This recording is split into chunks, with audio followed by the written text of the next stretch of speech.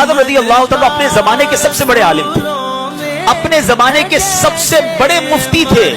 शायद हम में से बहुत सौ को नहीं पता, आप मदरसे में जाते भी थे और बाद में मदरसा पढ़ाते भी थे। आपकी लाइफ तदरीस में गुजरी, 40 साल तक आपने बयानात किए। आपने जब बयान नहीं करते थे ना तो नबी पाक अलैहिस्सलाम का बेदारी में दीदार किया। आका ने फरमाया मेरे बेटे बयान क्यों नहीं करते?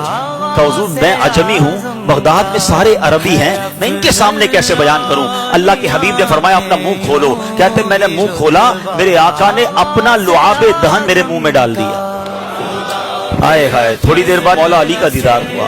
कहा मुंह खोलो, मैंने मुंह खोला, 6 बार मौला अली ने मेरे मुंह में लुआबे दहन डाला। गौस पाक कहते हैं वो दिन है, उसके बाद बयान शुरू किया।